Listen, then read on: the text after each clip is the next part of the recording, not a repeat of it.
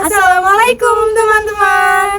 Kami dari kelompok yang akan membahas tentang pemberontakan APRA. Apa sih APRA itu, Kanara? APRA itu Angkatan Perang Ratu Adil. Tapi gimana ya lanjutannya? Kalau kalian mau lihat kelanjutannya, latar belakangnya, siapa tokohnya, kronologinya bagaimana, mari lihat video kita selanjutnya. Kalian tahu gak sih kalau Indonesia berhasil memproklamasikan kemerdekaannya setelah kekosongan kuasa Jepang dan setelah Jepang kalah di Perang Dunia Kedua. Nah, setelah Indonesia merdeka, penjajah Indonesia sebelum Jepang yaitu Belanda gak rela buat move on nih. Mereka kembali datang ke Indonesia dengan tujuan untuk balikan lagi seperti dulu sebagai penjajah yang berkuasa terhadap tanah air kita.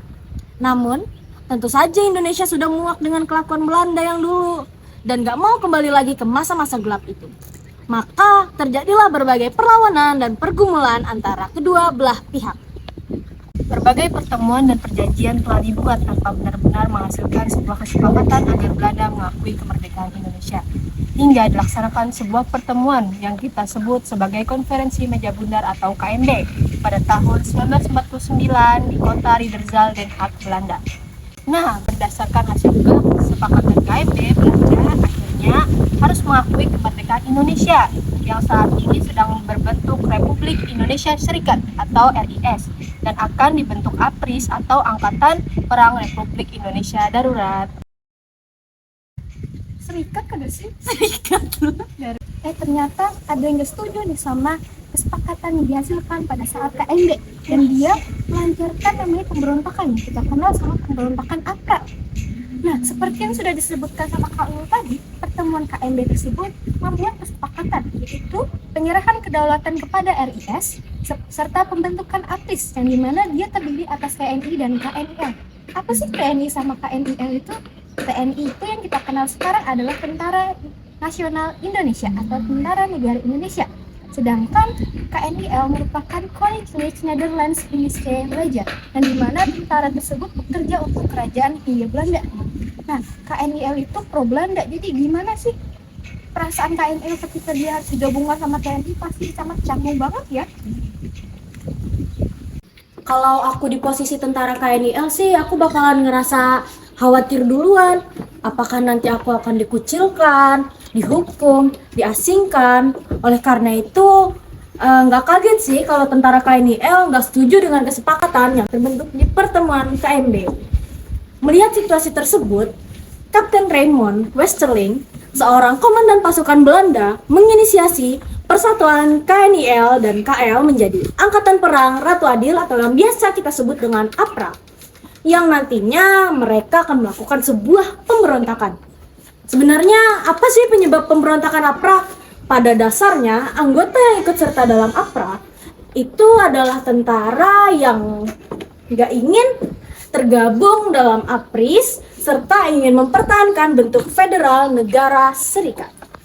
Pemberontakan APRA terjadi pada masa ketika Indonesia berbentuk serikat, di mana ada negara bagian di Indonesia bernama Negara Pasundan yang berisi DKI Jakarta, Provinsi Jawa Barat, dan Banten, sebuah negara yang didirikan oleh Belanda dan punya angkatan perang Pasundan. Namun dengan dibentuknya APRIS, maka semua tentara harus bersatu menjadi satu kesatuan. Permohonan pengakuan Angkatan Perang Pasundan pun ditolak oleh pemerintah pusat. Jadi sebenarnya ada banyak sekali kepentingan yang terjadi, dari yang nggak mau ikutin tentara nasional serta ingin punya negara bagian sendiri. Kepentingan ini kemudian menimbulkan pemberontakan. Pemberontakan APRA di Jawa Barat pada tahun 1950 mempunyai tujuan utama untuk melakukan kudeta terhadap pemerintah Republik Indonesia, merencanakan pembubaran kabinet, serta membunuh para petinggi penting di pemerintahan Indonesia di Jakarta. Serem banget ya. Itulah mengapa APRA dianggap sebagai gerakan pemberontakan yang mengerikan. Para anggotanya ingin merebut kekuasaan agar mereka bisa melancarkan kepentingan mereka. Kira-kira siapa aja sih tokoh-tokoh di balik aksi APRA? Mari kita bahas di bagian selanjutnya. Tokoh pemberontakan APRA tentunya dari pembahasan sebelumnya bisa dikatakan bahwa dalang dari pemberontakan APRA adalah Raymond Westerling selaku ketua APRA. Namun, mantan kapten KNIL tersebut nggak bisa dianggap sebagai satu-satunya dalang pemberontakan tersebut loh. ada pula sosok orang Indonesia yang lekat dalam kelompok pemberontakan ini. Siapa saja sih contoh tokoh pentingnya? Tokoh pemberontakan APRA seperti Sultan Hamid II, Raymond Westerling, dan Anwar Djokro Aminoto. Pemberontakan APRA dipimpin oleh Raymond Westerling, yang sebelumnya dikenal sebagai pemimpin pembantaian Westerling pada tahun 1946 sampai 1947 di Sulawesi Selatan. Diperkirakan peristiwa tersebut memakan 40.000 korban. Westerling ingin mempertahankan keberadaan negara Pasundan yang didirikan oleh Belanda. Pasundan tersebut juga menjadi tempat tinggalnya Westerling, jadi dia nggak mau untuk bersatu dengan APRIS. Nah, anggota APRA itu kan banyak ya, yang sebenarnya dia adalah mantan prajurit KNIL. Otomatis banyak orang Indonesia yang juga berperan, contohnya Sultan Hamid II dan Anwar Djokro Aminoto. Sepanjang hidupnya, Sultan Hamid II sebenarnya berkontribusi untuk Indonesia, seperti membuat lambang negara Indonesia, dan dia juga sempat ragu nih, ya. Dan lalu pada akhirnya dia juga setuju ketika diajak oleh Westerling untuk ikut menjadi bagian dari APRA, karena ia ingin mempertahankan bentuk negara federal dan mendapatkan jabatan yang tinggi. Ia digadang menjadi otak pemberontakan APRA dan pada akhirnya dia ditangkap oleh Indonesia. Selain Sultan Hamid II, ada juga Anwar Djokro Aminoto yang menjabat sebagai Perdana Menteri Pasundan ketiga selama kurang dari 1 bulan. Anwar sempat diduga mendukung gerakan kudeta APRA, berbeda dengan Sultan Hamid II yang nggak ditangkap dan pada akhirnya dibebaskan. Kemudian kalian penasaran nggak sih gimana kronologi pemberontakan APRA, bagaimana jalannya dan lain sebagainya? Oke baik, mari kita lanjut ke jalan pemberontakan APRA. Pada 15 Januari 1949, APRA mulai berdiri dengan anggota sebagian besar merupakan tentara KNIL dan ada juga tentara dari DITII serta lain sebagainya. Kalau dilihat lagi, unik juga ya nama kelompok tentaranya, Angkatan Perang Ratu Adil. Memangnya siapa sih Ratu Adil itu?